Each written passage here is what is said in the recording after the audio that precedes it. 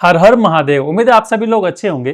तो इस वीडियो में हम डिटेल से बात करेंगे कैलाश मानसरोवर यात्रा 2026 के अंदर हम कैसे कर सकते हैं, क्या हमें प्रिपरेशन करनी होगी। हर एक पॉइंट मैं इस वीडियो में कवर करूंगा।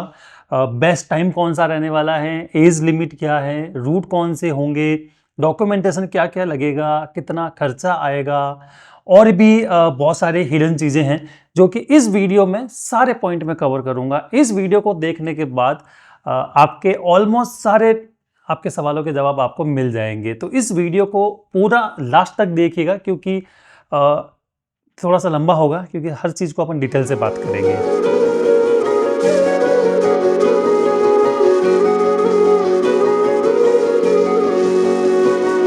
प्रभो शंभु महादेव शिव शंभु महेश्वर नमो नमः शिवाय तुम नमो नमः शिवाय। हम सबसे पहले बात कर लेते हैं कैलाश मानसरोवर को लेके, क्योंकि एक कंफ्यूजन अभी भी है काफ़ी लोगों के मन में, मोस्टली को तो पता है। तो वो ये है कि कौन सा कैलाश मानसरोवर, ये कौन सी वाली यात्रा है। तो एक्चुअल यात्रा कैलाश मानसरोवर की यही है जो तिब्बत में जाके होती है। 2019 के बाद में जब यात्रा बंद थी 2024 तक, तो बहुत सारे पैकेजेस और इंट्रोड्यूस किए गए थे अलग अलग कंपनी के द्वारा। जो कि पहला आपने सुना होगा एरियल दर्शन, तो वो भी दूर से देखा जाता था।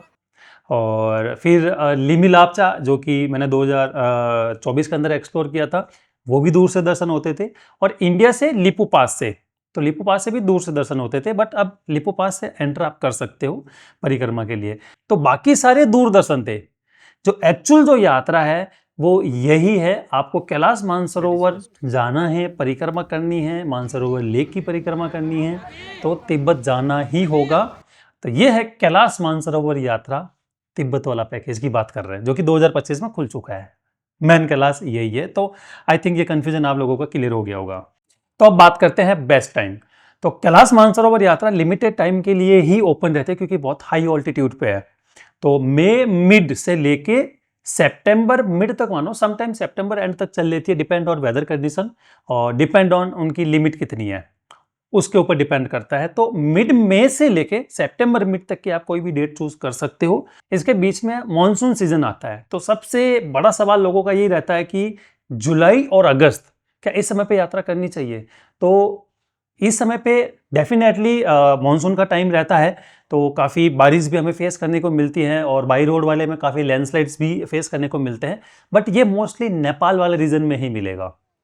ऊपर जैसे हम तिब्बत में एंटर कर जाते हैं तो वहाँ पर वेदर का इतना इम्पैक्ट नहीं होता है, क्योंकि एक तो हाई ऑल्टीट्यूड आ जाता है, तो लैंडस्लाइड का तो वहाँ पर कुछ होना ही नहीं है, क्योंकि वहाँ का लैंडस्केप ही पूरा अलग है, वो पहाड़ों के ऊपर है। और बस एक वेदर खराब होने की वजह से कई बार दर्शन नहीं होते, या लेट होते, या थोड़ी देर के लिए होते, ये थोड़ा सा इम्पैक्ट आ जाता है। अदरवाइज किसी भी वेदर सीजन में आप चले जाओ, आपको बहुत अच्छा ही लगेगा। बट सितंबर एंड होते होते थोड़ी सर्दी ज़्यादा बढ़ जाती है। बाकी टाइम में वेदर आपको बहुत अच्छा मिलेगा। अगर धूप रही तो आपको जैकेट की भी ज़रूरत नहीं पड़ेगी दार्जिलिंग के अंदर। तो मई मंथ से लेके आप सितंबर के बीच की कोई भी डेट आप चूज़ कर सकते हो, जिस समय पे भी आपको टाइम मिल रहा है।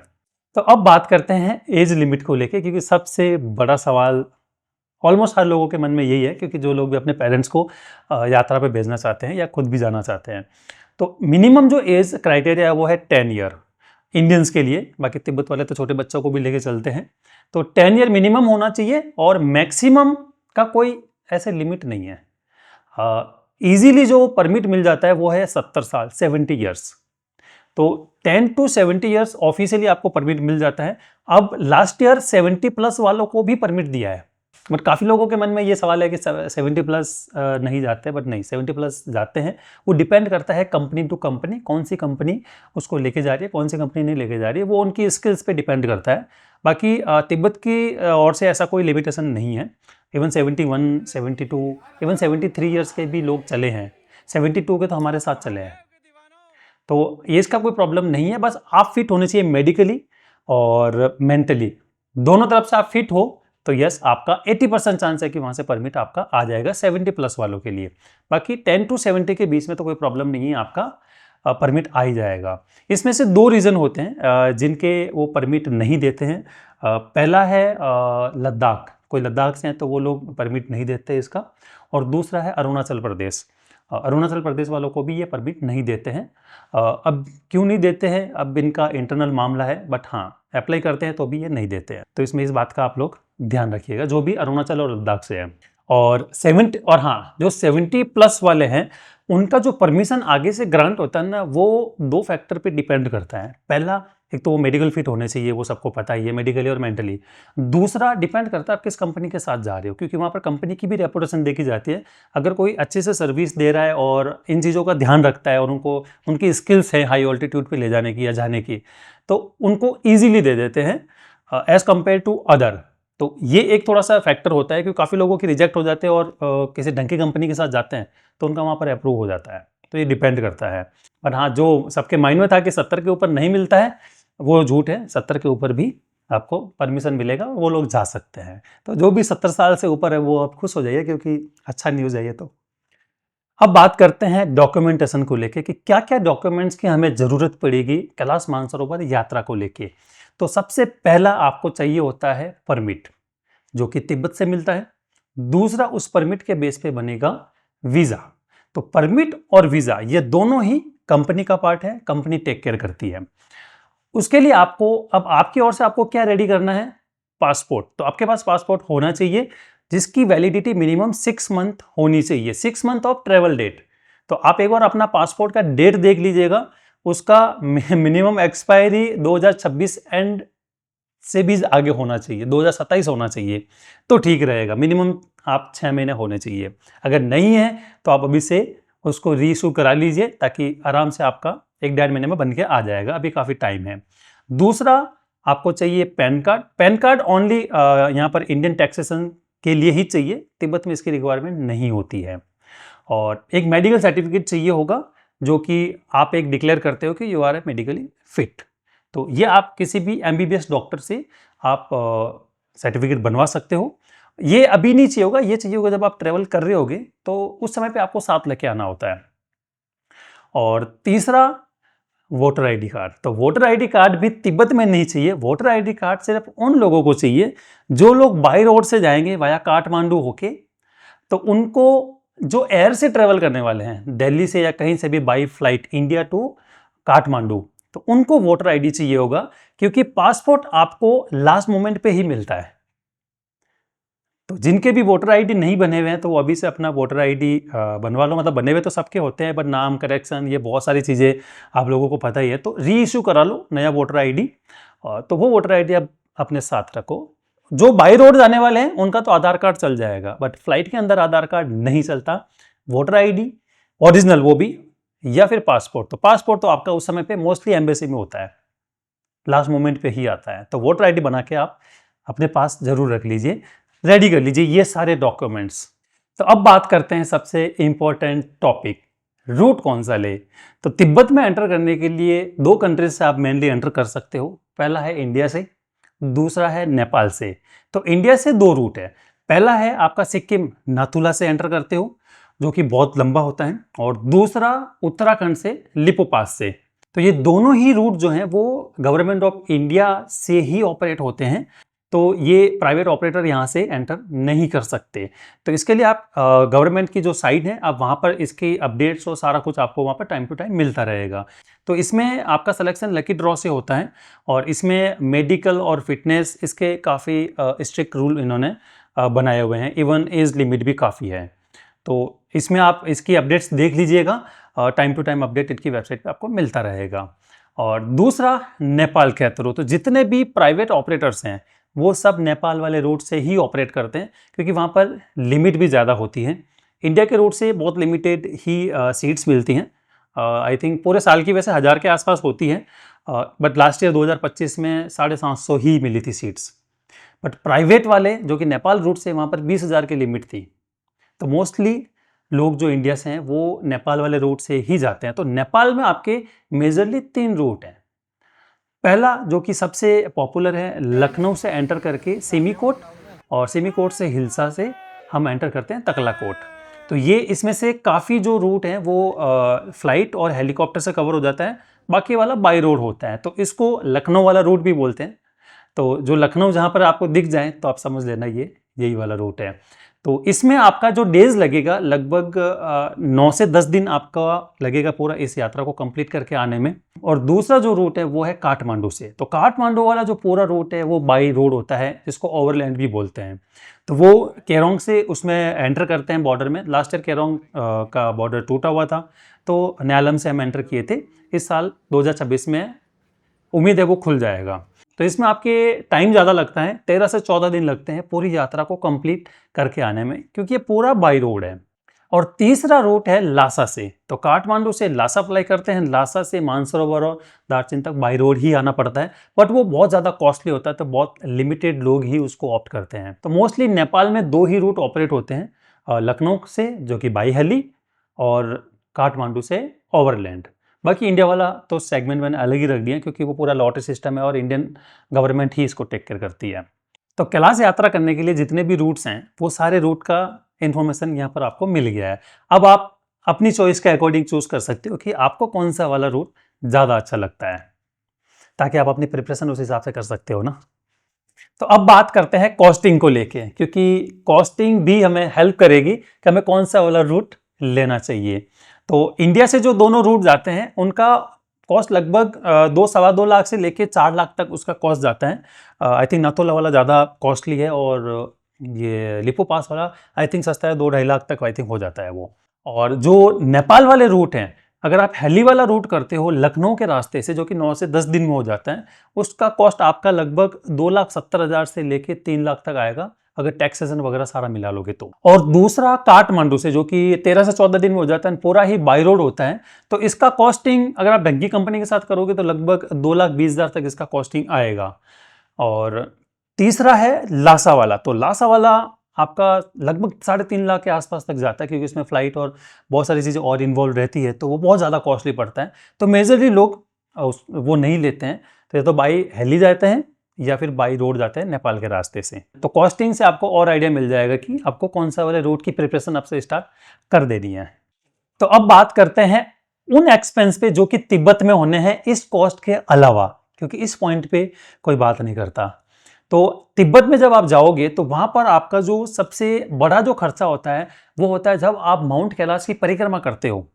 तो उस समय पे अगर आपको घोड़ा चाहिए तो घोड़े का कॉस्ट सबसे ज़्यादा है, जो कि लगभग आपका 4,000 युआन लग जाता है। इंडियन करेंसी में अगर बात करें तो लगभग 56,000 के आसपास। और दूसरा पोर्टर, तो पोर्टर का कॉस्ट लगभग 1,200 युआन, यानी इंडियन करेंसी में 16-17 हज़ार रुपये होते हैं।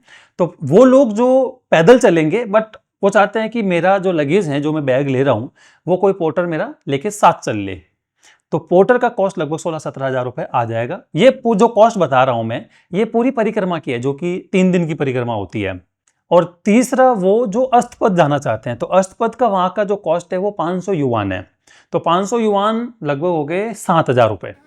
तो जो ये इंडियन करेंसी में रेट बता रहा हूँ ये वेरी होती है कि आप किस कन्वर्जन पे युआन घर से लेके आ रहे हो या वहाँ पर लेते हो। वहाँ का मैंने जो कन्वर्जन बताया ये 14 रुपये से मैंने कैलकुलेट किया है, तो हो सकता है आपको 12 में मिल जाए, 12.5 में मिल जाए। जब आप जा रहे हो उस समय का कन्वर्जन क्या है वो उस पर डिपेंड करेगा। ये मैं एग्जिस्टिंग बता रहा हूँ, 2025 के अंदर जब हम गए थे तब ये रेटें थी वहाँ पर। तो ये एक्स्ट्रा खर्चा होता है आपका, जो पैसा आपने कंपनी को पे किया है उसके अलावा। और इसके अलावा कोई मेजर खर्चा नहीं होता है, वो आप अपने हाथ खर्चे के लिए साथ रख सकते हो। अगर कुछ आपको शॉपिंग करनी है या कुछ ऐसे बाहर घूमते घूमते कुछ खाना पीना है तो आपका कुछ लगेगा, अदरवाइज तो नहीं लगेगा। तो ये एक्स्ट्रा खर्चा आप माइंड में लेकर चलिए। जो लोग भी घोड़ा और पोर्टर की माइंड सोच के चल रहे हैं कि मैं घोड़े पे यात्रा करेंगे, तो ये खर्चा लगता है। तो घोड़े और पोर्टर का पैसा बचा सको, इसलिए अब डिस्कस कर लेते हैं फिटनेस को लेके, क्योंकि जितनी फिटनेस आपकी अच्छी होगी तो आपको ना घोड़े लेने की ज़रूरत है ना ही पोर्टर लेने की ज़रूरत है। तो आप अपनी फिटनेस पे अभी से काम करना स्टार्ट कर दीजिए, क्योंकि हाई ऑल्टीट्यूड में हमें क्या होता है, हमें हमारे लंग्स को मजबूत करना होता है, हमारे नी को मजबूत करना होता है, क्योंकि वहाँ ऑक्सीजन कम होती है। तो हमारे लंग्स को इतनी आदत नहीं होती है कि उस तरीके से वो ऑक्सीजन को ऑब्जर्व कर पाए और हमारी बॉडी को फिट रख पाए। तो इसके लिए हमें डेली का 6-7 किलोमीटर हमें वॉक करना है। तो उससे क्या है कि हमें पैदल चलने की इतनी हैबिट हो जाएगी, क्योंकि जो परिक्रमा है वो 42 किलोमीटर का है। तो हमें एक तो पहले चलने की प्रैक्टिस करनी है कि इतना किलोमीटर हम चल पाएंगे कि नहीं चल पाएंगे, विथ लगेज और विदाउट लगेज, ये अपन डिस्कस करते हैं अभी। वहाँ पर तो विथ लगेज चलना पड़ेगा। वॉक के साथ साथ हमें प्रैक्टिस करनी है सीढ़ियाँ चढ़ने की, क्योंकि जितने हम स्टेज चढ़ेंगे उसका इम्पैक्ट डायरेक्टली हमारे घुटनों पे आता है। और जब हम परिक्रमा कर रहे होते हैं तो वहाँ पर डे 2 की जो परिक्रमा होती है वो पूरा हमें क्लाइम करना है। तो ये प्रैक्टिस हमारी वहाँ पर काम आएगी, क्योंकि हमें हमारे पैरों को हैबिट है पहले से ही कि जब हम स्टेज चढ़ते हैं तो वो हमारी पूरी बॉडी को लिफ्ट करता है। तो इससे हमारी जो ब्रेथ भी है वो भी कई बार आउट ऑफ कंट्रोल चली जाती है, तो उसको भी कैसे कंट्रोल करना है। तो ये जब हम स्टेज चढ़ते हैं तो ऑटोमेटिकली हमें धीरे धीरे हैबिट हो जाती है, क्योंकि आपने नोटिस किया होगा जब आप ज़्यादा चढ़ाई करते हो तो थोड़ी देर में आप हाँफ जाते हो। तो उस हाँफने से फिर क्या होता है कि सांस फूली आपकी, तो आप 2 मिनट रुके, आपने फिर डीप ब्रेथ लिया, कंट्रोल किया, फिर चले। तो यही प्रैक्टिस वहाँ पर काम आती है। तो वहाँ पर भी यही करना होता है। जैसे आप थके, आपकी ज़्यादा सांस फूली, आप 2 मिनट रुके, सांस को कंट्रोल किया, फिर आप आगे चलते रहे। तो बस ऐसे ऐसे करते करते हमारी पूरी यात्रा कंप्लीट हो जाती है। तो इसका आप ध्यान रखो। और फिटनेस के साथ साथ हमें मेंटली भी स्ट्रांग होना है। तो इसके लिए आप योगा कीजिए, जितना हो सके ब्रेन को कंट्रोल रखिए, क्योंकि वहाँ पर ऑक्सीजन कम होता है। तो उसकी वजह से क्या होता है कि हमारी बॉडी के अंदर इरिटेशन आना लग जाता है। हम हर छोटी छोटी चीज़ को लेके इरिटेट हो जाते हैं, गुस्सा हो जाते हैं। तो इससे क्या होता है कि हमारा और बीपी हाई हो जाता है। और मतलब आप समझ सकते हो कि जब ज़्यादा इरिटेशन होता है तो कुछ भी चीज़ अच्छी नहीं लगती है वहाँ पर। तो और आप इंजॉय भी नहीं कर पाओगे ऐसे सिनेरियो में। तो बेटर है कि आप अभी से ही अपनी बॉडी को उसके अकॉर्डिंग ढालना स्टार्ट कर दो। जब आप परिक्रमा में जाओगे तो आप मतलब कहते हैं ना, इंजॉय करोगे, हर एक मोमेंट को इंजॉय करोगे, बहुत कम थकोगे, मज़ा आ जाएगा आपको। क्योंकि ये यात्रा पूरी ज़िंदगी में एक ही बार होनी है। मोस्टली लोग तो इसको एक ही बार कर पाएंगे, लकी होंगे जो बार बार कर पाएंगे।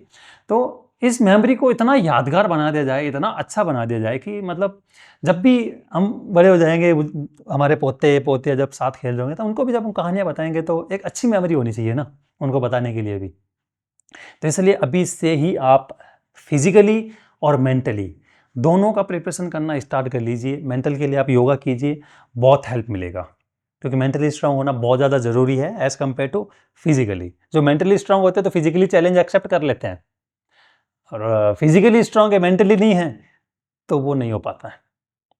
तो इसलिए हमें दोनों को एक साथ प्रिपेयर करना है। तो हमारे पास अभी टाइम है, तो इन चीज़ों पे आप एक्सरसाइज शुरू कर लीजिए और मेंटली भी योगा स्टार्ट कर लीजिए। बाकी सारी प्रिपरेशन होगी, सारे टॉपिक पे डिस्कशन हो गया। अब इम्पोर्टेंट टॉपिक वो है कि हमें साथ क्या क्या लेके जाना है, क्या हमें पैक करना है। तो क्योंकि कैलाश मानसरोवर काफ़ी हाई ऑल्टीट्यूड है, तो ये बाकी यात्राओं से काफ़ी अलग यात्रा हो जाती है, ऑक्सीजन भी कम रहता है, तो इसकी पैकिंग थोड़ी सी ध्यान रख के करनी पड़ती है। तो सबसे पहले हमें पैक करने हैं वुलन के कपड़े। तो वुलन में हमारे पास जैकेट होना चाहिए एक, जो मिनिमम -10 डिग्री का हो। उसके अलावा हमें लेयरिंग करनी है, तो एक फ्लीज या हुडीज ले सकते हो, स्वेट शर्ट ले सकते हो, वो हमारे पास होना चाहिए। एक थर्मल का सेट ज़रूरी है, वो होना ही चाहिए। हालांकि हम रिकमेंड नहीं करते कि उसको पहनो, बट सबका बॉडी कल्चर देखो अलग होता है। तो किसी को बहुत ज़्यादा सर्दी लगती है तो फिर वो वुलन तो वो आपका थर्मल से ही कवर हो पाती है। तो एक थर्मल का सेट आपके साथ होना चाहिए। बाकी हैंड ग्लव्स, सर ढकने के लिए आपका वुलन कैप, नेक ढकने के लिए नेक कवर, और एक छोटा डे पैक आपके पास होना चाहिए, और एक हॉट एंड कोल्ड का वाटर बॉटल, क्योंकि वहाँ पर बहुत ज़्यादा सर्दी होती है तो बहुत ज़्यादा पानी ठंडा हो जाता है। तो उस समय आपके पास गर्म पानी एनी टाइम रहे, गर्म पानी पीते रहिए। एक सन ग्लास होना चाहिए, और सनस्क्रीन बहुत ज़्यादा ज़रूरी है वहाँ पर। और एक अपना पर्सनल मेडिकल किट होना चाहिए आपके साथ में। एक पावर बैंक ज़रूरी है, और ड्राई फ्रूट्स और एनर्जी के लिए बार्स, जो भी आप साथ लेना चाहते हैं। तो ये ज़रूरी है, क्योंकि ये आपको एनर्जी देंगे वहाँ पर जब आप पैदल परिक्रमा कर रहे होंगे, स्पेशली उस समय पे। तो ड्राई फ्रूट्स बहुत हेल्प करते हैं। तो ये मिनिमम एसेंशियल्स हैं, तो ये तो आपके साथ होनी ही चाहिए आपके बैग के अंदर। इसमें से कुछ चीज़ें हैं जो जिस भी कंपनी के साथ आप जाओगे तो वो आपको प्रोवाइड कराते हैं, जैसे जैकेट हो गए, बैग हो गए, ये सारी चीज़ें काफ़ी हैं जो वो प्रोवाइड कराते हैं। तो जब आप जा रहे हो तो उस समय पे उनसे आप लिस्ट ले लोगे तो अननेसेसरी आपको ख़रीदना नहीं पड़ेगा, वो प्रोवाइड करा देंगे। तो अब बात करते हैं सबसे इम्पोर्टेंट पॉइंट पे। वैसे तो सारे पॉइंट इम्पोर्टेंट ही थे, ये सबसे ज़्यादा इम्पोर्टेंट है, क्योंकि यहीं से डिसाइड होता है हमारा एक्सपीरियंस कैसा रहेगा कि हमें किस कंपनी के साथ जाना चाहिए। और किसी कंपनी को हम चूज़ करते हैं तो किस पॉइंट पे हम किसी कंपनी को चूज़ करें। तो देखो, आप वैसे किसी भी कंपनी के साथ जा सकते हो जिसके साथ भी आपको अच्छा लगता है। तो मेरा रिकमेंडेशन पूछोगे तो डेफिनेटली मैं मेरी कंपनी ही रिकमेंड करूंगा, ट्रैवल पॉकेट। यस, आप में से अगर किसी को नहीं पता है तो यस, ट्रैवल पॉकेट मेरा ही कंपनी है, मैं ही उसको ऑन करता हूँ और मोस्टली ग्रुप के अंदर मैं साथ रहता हूँ। मतलब सारे ग्रुप में तो नहीं रह पाता हूँ क्योंकि मंथ में एक ही ग्रुप के साथ हम जा सकते हैं, क्योंकि जो प्रोसेस आप सबका होता है सेम प्रोसेस मेरा भी होता है, क्योंकि मैं भी तो इंडियन ही हूँ। तो सेम प्रोसेस ही सब हर ग्रुप के साथ हमें कराना पड़ता है। तो लिमिटेड बैच ही मैं ले पाता हूँ, बट हाँ मोस्टली ग्रुप के अंदर मैं रहता हूँ साथ में, नहीं तो ग्राउंड पे तो मिल ही जाता हूँ। तो अब आता है कि ट्रैवल पॉकेट क्यों चूज करना चाहिए। तो पहला पॉइंट, हमारे ट्रैवल पॉकेट के अंदर हमारे ग्रुप किसी के साथ मर्ज नहीं होते, क्योंकि मोस्टली आप देखते हो कि 80% लोगों का जो ग्रुप जाते हैं वो मर्ज होते हैं, क्योंकि प्राइवेट ग्रुप रन करने के लिए काफ़ी कॉस्ट लगता है वहाँ पर। तो लोग क्या करते हैं कि कम कॉस्ट में बुकिंग लिया और वहाँ पर नेपाल के अंदर किसी कंपनी को दे देते हैं। तो जैसे उनके गए हैं 2 4 5 10 लोग, वैसे और भी बहुत आते हैं। तो ऐसे करते करते 60 70 100 150 200 लोगों के ग्रुप बन जाते हैं, बड़ा ग्रुप बन जाता है। फिर वो एक साथ लेके वहाँ पर जाते हैं। तो कहने को तो आपका कम पैसे में आया, बट वहाँ पर आप मर जाओगे। तो सिंपल, बुकिंग आपके किसी और के साथ और यात्रा किसी और के साथ। तो ट्रैवल पॉकेट में ये नहीं होता, ट्रैवल पॉकेट का ही प्राइवेटली ग्रुप जाता है वहाँ पर। सिर्फ हमारे ही होते हैं, जो गाड़ी, व्हीकल, गाइड, कुक, सब कुछ ट्रैवल पॉकेट का ही होता है वहाँ पर और हमारे लिए ही होता है। तो जो भी यात्री आ रहे हैं ताकि उनको हम बेटर सर्विस दे पाएँ। और दूसरा पॉइंट, हमारा एक इंडियन गाइड हमेशा आपके ग्रुप के साथ होता है। और ये हम सिर्फ बोलते नहीं है, हमने करके दिखाया है। क्योंकि बोलते तो बहुत लोग हैं, बट लास्ट मोमेंट पे भेजते नहीं है, क्योंकि जितना कॉस्ट आपका लगता है उतना ही एक गाइड को भेजने का भी कॉस्ट लगता है। तो काफ़ी सारी कंपनीज वहाँ पर अपना कॉस्ट कटिंग कर लेती है और वो इंडियन गाइड को नहीं बेचती है। तो वहाँ पर नुकसान होता है आपके एक्सपीरियंस में, क्योंकि अगर वहाँ पर कुछ भी प्रॉब्लम आई और इंडियन गाइड वहाँ पर साथ नहीं है तो वहाँ पर वो करेक्ट ही नहीं कर पाएगा उसको। देखो, ऐसा नहीं है कि प्रॉब्लम नहीं होती है, दूसरी कंट्री है, तिब्बत है, प्रॉब्लम छोटी मोटी आती रहती है वहाँ पर। तो अगर वहाँ पर इंडियन गाइड साथ हैं और वो एक्सपीरियंस है तो वो इमीडिएटली वहाँ पर उन चीज़ों को रेक्टिफाई करके आपकी आगे की जर्नी को और आसान कर देगा। अदरवाइज अब जो चीज़ हो रही है कोई सुनने वाला नहीं है, तो फिर वो जो चीज़ आपकी यात्रा चल रही है चलती रहेगी। अब वापस आके अगर उसको करेक्ट किया जाए तो फिर क्या फ़ायदा। तो इंडियन गाइड साथ होने का ये प्लस पॉइंट होता है कि रेक्टिफिकेशन वहीं पे हो जाता है, करेक्शन वहीं, ताकि आपका एक्सपीरियंस अच्छे से हो। अब बात आती है कंपनी के एक्सपीरियंस को लेके। काफ़ी सारे लोग आते हैं नेगेटिव मार्केटिंग के लिए, कभी तो नया कंपनी है। ट्रैवल पॉकेट ब्रांड अभी नया है, बट हमें 13 साल हो गए हाई ऑल्टीट्यूड में ही ट्रेवल करते हुए, और ट्रेवल करते हुए नहीं, इवन करवाते हुए। तो 13 साल का हमारे पास एक्सपीरियंस है हाई ऑल्टीट्यूड में जाने का। तो कैलाश मानसरोवर हाई ऑल्टीट्यूड है, ये नॉर्मल हॉलीडे या नॉर्मल यात्रा जैसा नहीं है। तो यहाँ पर हाई ऑल्टीट्यूड में कैसे ट्रैवल करवाया जाए, जो यात्री साथ होते हैं उनका कैसे बेटर टेक केयर किया जाए, तो इसका एक्सपीरियंस हमें 13 साल का है। तो ये एक हमें और आपको बेटर सर्विस हम प्रोवाइड करा पाते हैं हमारे एक्सपीरियंस के बेस पे। बाकी लीगली कंपनी साउंड है, कंपनी प्राइवेट लिमिटेड है, कंपनी ISO सर्टिफाइड है कस्टमर सेटिस्फेक्शन को लेके भी, और 13 साल का कंपनी को एक्सपीरियंस है। इवन पर्सनली मुझे खुद एक्सपीरियंस है, ताकि जो भी हम आपकी आइटनरीज में कुछ भी करेक्शंस करते हैं या उसमें एड ऑन्स करते हैं, तो वो सारे एक्सपर्टीज़ के बेस पे होते हैं। तो उसमें क्या होता है कि हम छोटी छोटी बातों का ध्यान रखते हैं कि आप ऑल्टीट्यूड पे जा रहे हो तो किस तरीके की आपको प्रॉब्लम वहाँ पर फेस करनी पड़ सकती है। तो उसको हम पहले से प्रिपेयर करके चलते हैं, तो आपको बहुत कम टू कम चैलेंजेस फेस करने पड़ते हैं। तो आपकी यात्रा बहुत स्मूथ और बहुत अच्छे से हो जाती है, ताकि आप अच्छी मेमोरीज साथ लेके आए। तो अब आप और बेटर तरीके से अपना डिसीजन ले पाएंगे। जो भी कंपनी जिसके साथ भी आप जाना चाहते हैं, आप को मैंने पॉइंट बता दिए, उसके बेस पे आप कंपनी का सिलेक्शन कर सकते हैं।